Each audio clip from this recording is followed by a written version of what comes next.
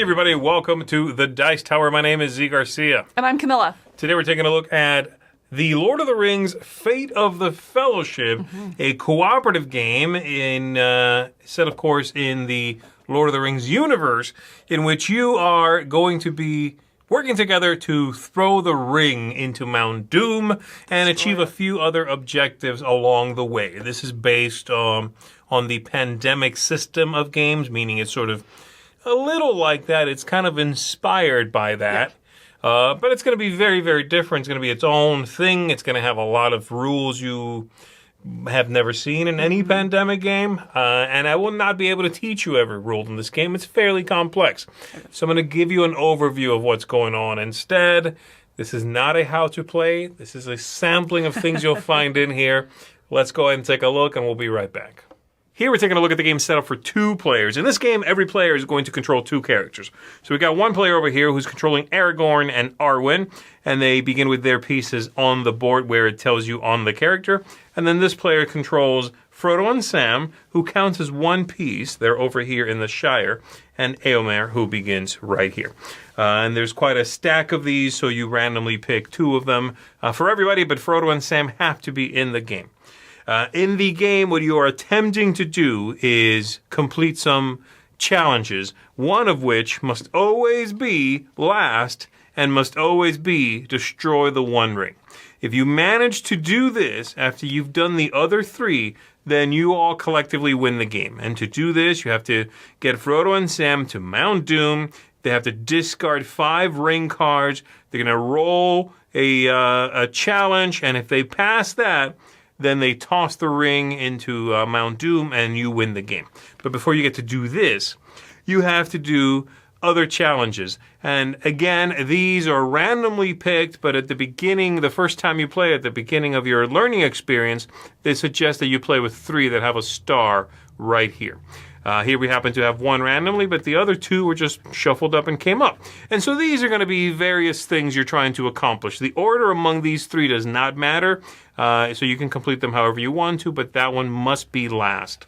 And again, it explains where you must be, what you must do in a pictorial at the top, and then it breaks it down at the bottom. So this is how we win the game. The way we lose the game is by having your hope go all the way to the bottom. And that's the only way you lose. So many traditional pandemic losing scenarios will not quite apply here. They've basically translated that into simply being a loss of hope. And what I mean by that is, if you have to put out troops and you cannot, then you lose hope instead. If you have to draw a card and you cannot, then you lose hope instead. So that's the only trigger really for losing the game. There's a breakdown up here of the order of play, and so that's basically what everybody's going to be doing around and around the table until you win by doing this or you lose by losing that. And so the very first thing is do 4 + 1 actions. What does that mean?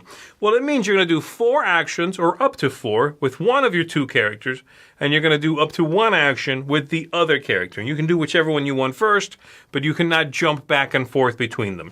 Those actions are going to be described on 2 player aids that you have. We'll get right to them in 1 second here. After that, you're going to be drawing 2 cards. You'll be drawing from this deck right here, and it's possible that you'll draw action cards, which are beneficial. It's also possible that you will draw some of these Skies Darken cards that are going to make things worse for you. And then lastly, then we would go to draw shadow cards, in which we're going to go over here. You're going to draw a number of shadow cards equal to the threat value or rate up there, and contend with those bad things, the spread of more troops, and they're marching towards various important points in Middle-earth. So going back to the top there, looking at the actions, here are the things you can do. You can travel. In this game, traveling entails moving from where you are to any other spot that is connected by any kind of line. The white ones and the colored ones, which have an arrow, that direction of the arrow and the color itself has nothing to do with the players moving. Those are for the bad guys marching on us. And so for 1 action, you can move to a neighboring location, and so on. If you ever would move through a line that has a symbol, you must discard a card from your hand or a token that matches that symbol as we see here, and some cards will have that as well. And so that's travel. You can also take someone with you, by the way, when you travel. There are special rules that apply to traveling when it's Frodo and Sam. We'll come back to that in just a second. The fellowship action lets you trade a card. You have to be in the same place, and you're only passing or taking that card. The prepare action, you have to be at a haven, which are these places that have a yellow outline, like here and here. And you can discard a card to take the matching token. That's how you get these tokens generally. You discard the card, but you keep the token. And the cards, I keep talking about them, they look like this. They'll have a location and they'll have a symbol. So if I happen to be at Helm's Deep, for one action I can discard this card from my hand to the discard pile, and I'll take the matching token here. You can muster. To muster, you are going to bring out new troops, and you will spend a heart symbol to add a troop of the matching color to a location. If I happen to be at, again, Helm's Deep, and I discard a heart, I can put a new troop there of the matching color at Helm's Deep.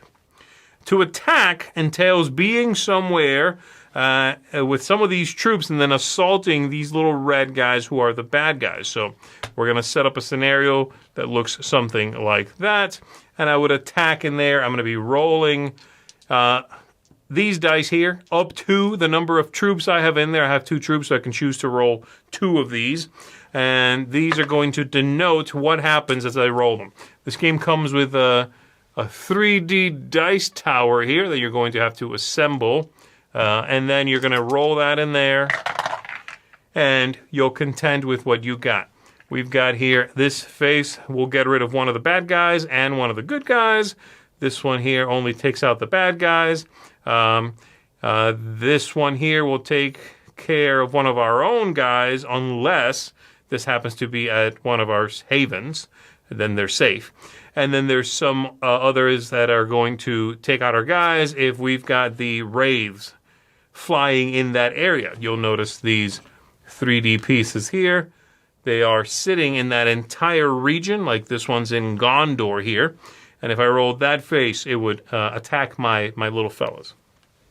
And so that is what is happening when you do an attack. You're going to be hopefully dealing with the troops marching. Next up, we've got capture, which is going to be available to you if you're in a shadow stronghold that has our troops, but none of the bad guys. Then you can spend 3 swords and turn that place into a haven. So if it happens to be, say I do that in Isengard, and I get rid of their guys, and we have some of ours left, and I can cover that up with this, like so. And we've now made Isengard a protected space. And any card later on that tells us to put these bad guys on that spot, they will not show up there, okay? So it will permanently, basically, get rid of these guys spawning right in there. So those are your actions. Those are various things you can do, okay? And on the back of these player aids, by the way, it explains to you rolling a battle and how that works, and as well as some re-rolling you may do, and adding extra hits that you may do by discarding rings and swords, respectively. And then over here it tells you about rolling for a search. What is a search? A search is when Frodo and Sam move. You have to contend with a search because they are, they're looking for them. And you're going to be rolling a number of these search dice, the black dice. These are not combat dice.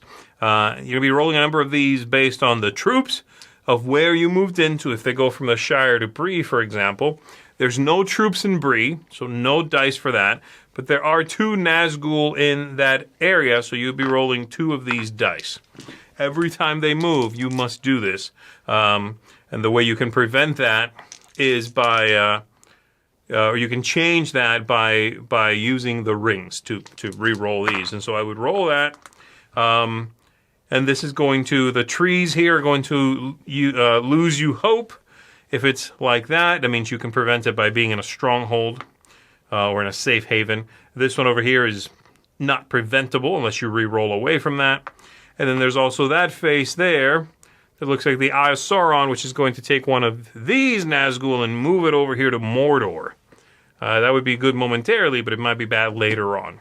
And so that is what you are doing. That is how you have to deal with him moving around and being, searched, or they're looking for him. Once you are done with your actions, like I said, and of course you have a hand of cards, you're going to be drawing 2 cards, 1 and 2. Sometimes they will be events. You can play these whenever you want to, whenever it says. And sometimes they will be, like I explained, one of these Skies Darken, which is going to increase the threat rate. Is going to do a couple of different things, okay? This eye, by the way, it begins here where Frodo and Sam are, but if you start a battle somewhere, then it's going to move to that region. Like, for example, if I did one up here in Mirkwood, it would have moved up there. And you want it to not be where Frodo and Sam are, because when you hit a Skies Darken, it will reposition itself to them, start looking for them again. But if it was already there, then something bad is going to happen. You're going to lose some hope, okay? So that's what this is going to do, and then it's going to take the discard pile here and shuffle it back on top. It's pretty standard Pandemic stuff. Now, the final part of a turn here is drawing shadow cards. This is a little bit different. So shadow cards, in this case, I'm drawing 2 because that's the threat rate. I'm going to flip one over, and I'm going to check the back of the top of the deck to see which of 2 things resolves on this card.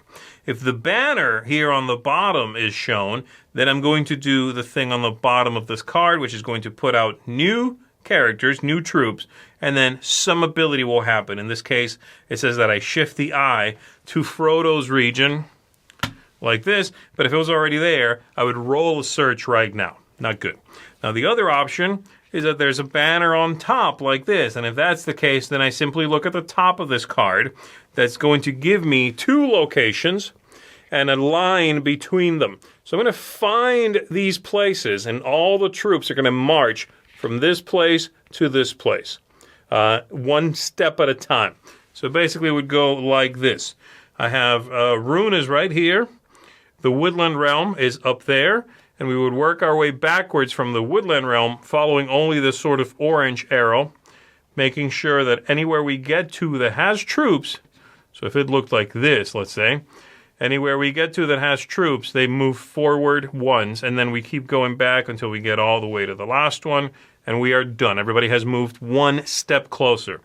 Once that's done, if there's any place they marched into, where we are sharing a space, the good guys and the bad guys, they're going to roll dice themselves. And they roll the maximum they can, which is 1 per troop up to 3. And bad things might happen. They're going to be clearing places, that's the idea. And they might even be turning some places that we thought were safe into these strongholds, so making things worse for us. And that's how you deal with this once you've resolved 2 cards. Over here, you got 1 and you got the other one. Then they're going to move over into the discard pile right here.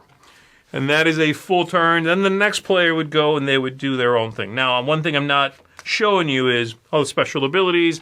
And of course, the fact that every one of these characters has several special things they can do that are going to change and modify everything going on in the game. But you've now got the broad strokes to figure out how the game works and what we are attempting to achieve. So let's go ahead and go back up top. All right, so let's jump into this one. We'll start with the good here. Okay. Things that we like about the game, okay? And I'm going to start with, as I usually do with aesthetics and production here, I really like the art style they've chosen for this game. And I could see it being pretty divisive, actually, because it has this weird cartoony look to everything. Yeah, it feels nostalgic, like right out. Like it feels old, but in a nostalgic way, not dusty. And I think if you're buying into that nostalgia, it very much reminds me of like the 80s cartoon kind of look. But more modern than that a little bit, So I think it really is, if it's your style of nostalgic art, I very much like it as well, though. Yeah, it's a cool look to everything. It's very storybook kind of look. Right. And I will say, too, it stands out from other Lord of the Rings games. 100%. We've seen a lot of these recently. There's a lot of different lore and kids' books and TV shows. This one stands apart. It doesn't feel like it's trying to be the movies that we watched when we were younger, stuff like that. It feels like its own unique piece of art and implementation of the books, and I really applaud them able to do that when there's already so much artwork out there for it. Right. It's very easy to have this look like the Lord of the Rings you've seen everywhere. Absolutely. Yeah. Second thing I really like is that that dice tower that comes in here is like this really cool kind of show-stopping centerpiece. It's just a dice tower. It did not need to be in there, but it does look really cool. And I'm normally kind of persnickety with stuff that is included and does not need to be included. I'm like, oh, why is this is so dumb? This helps. It looks cool. It's very thematic, and it, yes, it's just a dice tower, but it feels like a focal point. The dice rolling is very important in this game, and that brings it all together. As well as kudos for it fitting in the box built. Yeah. Well, 90% built, right? Yeah. You do have to take the little bottom piece off, but I mean, you're talking 2 little pieces and you're done. It fits in the box. I think that's what sets it apart from being those games that are over the top, where it's like, it didn't need that and it just gets in the way. This, you see it, it's the big eye, it's intimidating, it sits over there in the corner, it feels thematic, it plays into that, but it's not inhibiting setup or tear down or storage. So I think that was a really good move. Yeah. Now, talking about some things visually that I did not like so much, I think the board is one of my least favorite boards I've seen in a long time. It is incredibly busy, the board. It is so cramped. Yeah. You have the 3D Nazguls and a lot of tiny little guys and your own wooden meeples. And the board is so busy. It's like a map. If you removed all the lines, the travel lines, it would be a gorgeous map on the wall. Yeah. But it's too busy to be the board we play on. And the spaghetti barf of lines on there are so hard to parse. I really wish the lines between the regions were darker and more easily visible. I just find it to be a really hard board to play on. I don't know what happened. Yeah, I feel like it's a graphic design fail. Yeah. I mean, I could forgive the spaghetti of the lines because I feel like they are so necessary. But in order for that to not get in the way, it needs a very different graphic design. The background needs to be faded or maybe color-coded areas so that you're not relying on that just kind of faded gray line around it. It is very much gets in its own way throughout the gameplay, and you're having to move pieces, and when you're moving, your own character, maybe another character, and then 2 or 3 of the little token guys. The little shadow guys. They move on their own. Your own troops. Your own troops. If you're moving that, then I just got to the point and when I was playing that I would be like, okay, I have this, I'm moving 4 times or 3 times, 1, 2, 3, I'm going to end up there. I pick them up and I move them over. Instead of, typically it's like, oh, I had to move over there. I move here, here, here. You don't count on the board. You count with your finger and then you swoop and move, It's easier, and you have to just visually be able to see it. It very, very much gets in its own way. And just the tracking and finding the cities, it's just a mess. The board is a mess. Well, the part of this game is certainly inspired by Fall of Rome, Pandemic Fall of Rome, the assault of the sort of troops. And in that game, a part of that idea is that you can see how far away they are from getting to someplace strategically important. In this game, I have a really hard time tracking that stuff. Right. I would have to make a conscious, very strong effort to look at it and go, okay, those guys, if they advance using this line, are 2 steps within. It's so hard to see. Right. It's like, Yeah. So there is that. Now, as far as the gameplay itself, thematically, I love that there are so many possibilities here. When you're setting up the game, when you are given objectives and goals in this game, I love that there is such a possible variety of things that might be asked of you. There's always the one you have to do. You have to get Frodo and Sam to Mount Doom.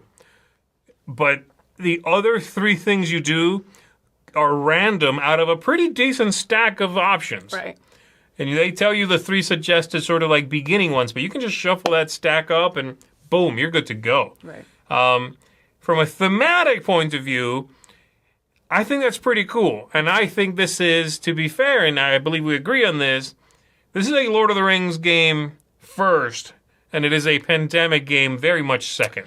I think it's probably a Pandemic game very much last. In general. There's a lot of things I would describe this game as before I would jump to a Pandemic game. Yes. Yeah. And therefore being thematic is pretty good. I'm glad that you have those options, you know. Right. I think so. This game definitely feels like you are playing through the book, but you're only reading certain people's storyline. Sure. Yes, you have to destroy the ring at the end, but, let's focus a little bit on Boromir, and his little goal his personal journey, and that's one of your goals. Right. And so those 3 goals tie to specific things in the events, which I really think leads to that variability, because you're going to have that excitement. If you like Lord of the Rings and you know the story, you're like, oh, this is so cool, and I'm doing this. And so you feel like you played the whole book, but you only saw little pieces of it, which means next time you play, it's going to be different. Yes. And I really think that's a clever way to keep the thematics really, really high, but not feel repetitive. Right, except for, and I could see it becoming repetitive, having to get Frodo to Mount Doom. Yeah. I get it, it's a classic, you gotta do it. Yeah. But it can be repetitive, and it can be pretty punishing, too, because every time you move, you're rolling those dice for the search, and the game can be hard. Yeah. It's lucky. It does a decent amount of swinginess in the luck too. Right. But that being said, that being repetitive, you have until the end of the game to get it. So that goal being the one repetitive one, you're kind of chipping away at it through the whole gameplay. So again, a little bit of a balance there. Yeah, it can definitely get repetitive, but might affect the gameplay different. There's a few other things I want to mention here that I would consider to be negatives for me. I find the game to be very much a puzzle, and that might be a good thing for you, but it is like a head down, nobody talk, I'm figuring things out kind of puzzle, to its detriment, in my opinion. I think it went that way too far. I like that in Pandemic because the puzzle is not as punishing, and I find it in this game to be pretty punishing, that puzzle. And by that I mean not that the game is difficult or hard to win or lose. I'm talking about the amount of moving parts. Yeah, and the mental overload. Yeah, there are just that many more moving parts. You have 2 characters in this game. Every player will represent 2 characters in the game. Okay, that's a lot. No matter what, you're running 2. But not just that. Every character has 2 to 3 special abilities. Everybody does. So I am dealing with, if you are coming to this from Pandemic, and again, I'm putting this game as a Pandemic game second, right? But if you are coming to it from Pandemic, where you're used to like your character's ability being, you can cure with 4 cards instead of 5. Full stop. That's your special ability. Yeah. This is not that. You are going to be dealing with possibly 6 special abilities at the same time that you are kind of having to juggle. Right. And that's a drain. It can certainly be a mental load. It tells you as much because the game is on the box. They say 60 to 150 minutes. This is not Pandemic length. Right. This could be basically 3 hours almost. And you'll feel that, I think. For sure. I think so, and I think that comes down to a personal preference and what your expectation of the game is. I know for you were saying, hey, it's kind of over that threshold for you. I absolutely recognize, yes, this is a puzzlier game. I put it mentally more in the category of like Legends of Andor, which is like a head down puzzle, let's figure this out, or even like an eldritch horror, where it is a lot of moving parts happening and you're trying to adjust and make this puzzle work as things are kind of falling apart. Yeah. And that you have your character and it feels like you're halfway through, eldritch horror, where you have your character and you have a couple different items and you have a couple different spells and things, so things are built up, and so you're having to remember all that and see how it plays into the puzzle. So that puzzly nature is very much within my threshold for this, so it doesn't deter me from it. I love that aspect of this. Looking at it in relation to those 2 games that I really like, it fits right in there with them. I agree. But I completely agree this is not Pandemic. If you're coming in like, I like Pandemic, I'm like, I'm not going to recommend this. Do you like this one too? Do you like this other game? Yeah. Do you also, so you have to know your own threshold and recognize that it is a head-down puzzle game that has a high degree of thematics. And it's long, and it's like you got to know what you're getting. And it's punishing, and you're doing tactical work the whole time, adapting to bad things coming out. Yeah. And I will agree that part of it is my own expectation and interpretation of what's going on that is going to be not to my liking. But I do find a couple of things in this game that I am having a hard time forgiving. And this is what I'll talk about now, and that is there are too many dead actions in this game. There are too many times where I simply find myself over multiple games with multiple characters, different goals, objectives, where I go, I just don't have a good action to take, or I don't have an action to take with this person. Even counting the included action where you can discard a card at a safe haven to get the token, which feels like pretty weak sauce, okay? That's a garbage action. You are doing that because they chose not to get rid of the 7-card hand limit rule from Pandemic. Yeah. What? Why? Who cares? Why is my hand limit 7 cards? And why is that rule there? I mean, it's like such a dead action. Yeah. You don't feel like you're doing a whole lot when you go, well, I got nothing else to do, and I guess I want to not have to discard later because there's a 7-card hand limit. So sure, I'll discard this card with a heart symbol and take a heart symbol token instead. It's functionally the same thing, except I can't trade it as a card. So slightly worse. And that also is assuming that you have the cards and you haven't done that the last turn or two or spent the cards, something like that, and you still want to use them. Yeah. I will agree that there is that feeling of those dead actions in there. I wish that it was more, just give me the 4 actions and I can split them between the 2. Or 5 actions and I can split them between the 2. Something like that. I wish there's a little more flexibility with that, because the 4-in-1 does lead to some dead actions. Oftentimes I don't need 4 with this character over here. Yeah. Or 1 with either of them. And that's happened in Pandemic games before. I'm not saying this is a unique problem to this one. Just the frequency of it happening is what I have a problem with. I want to say it's once, maybe twice a game that I'll feel that. So I often feel like I'll take a suboptimal action, and that just kind of sucks. If I get one at all that I want to do, it feels suboptimal. Anyway, anything else you want to talk about here? No, I think the rest I can kind of cover in the final thoughts. Final thoughts it is. Let me go ahead and jump into it then. I'm coming down at a 6 out of 10 on this one. I can't say I was not disappointed by how both far from Pandemic this game is and feels, and yet how slavishly devoted to some of the ideas of Pandemic it is. I have a problem with that. I find the board to be an absolute nightmare to play on, but I also, then if you are going for the Lord of the Rings, Fate of the Fellowship, first, Lord of the Rings, Pandemic, a distant afterthought, an inspiration, then don't feel so, again, slavishly devoted to keeping some of those ideas around. I found some of those to feel like crutches to what's going on.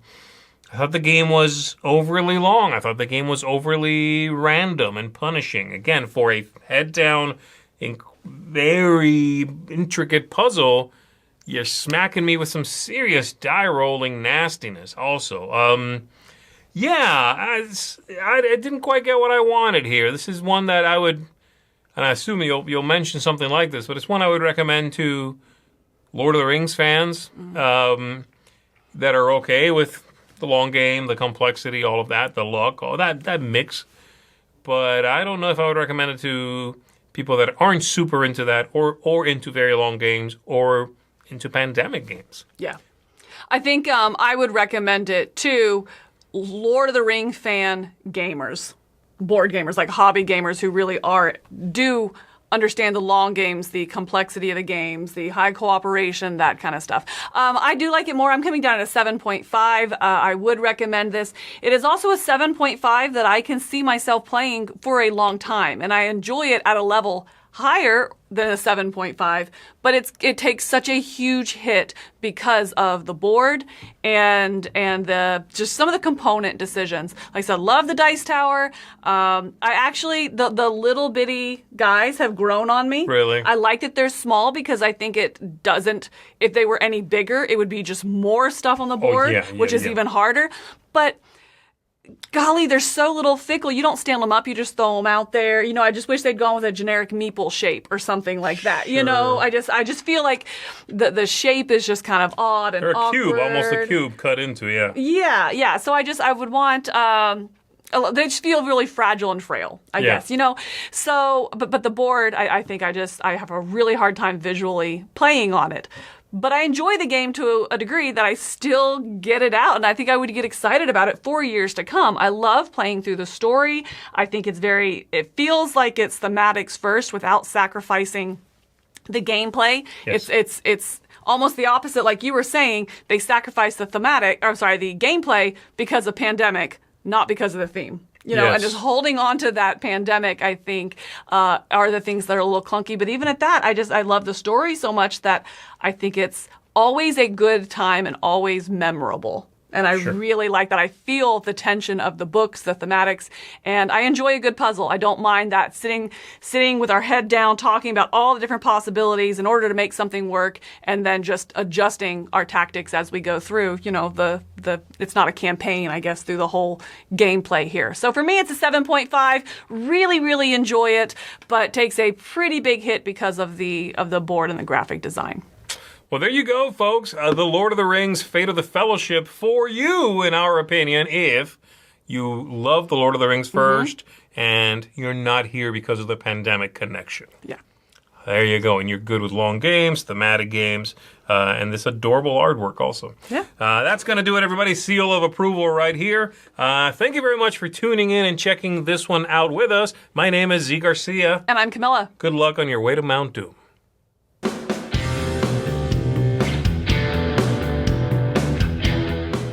Hey everybody, thanks for watching another video from the Dice Tower. Hey, you want to learn more about us, communicate with us? We have a Facebook group, we have a Discord channel, lots of different ways to get involved with the Dice Tower. You can find that in our Linktree link below. So just click that, it will take you and you can communicate with us on Facebook, join our Facebook groups. There's lots of cool things that you can find and become part of the Dice Tower.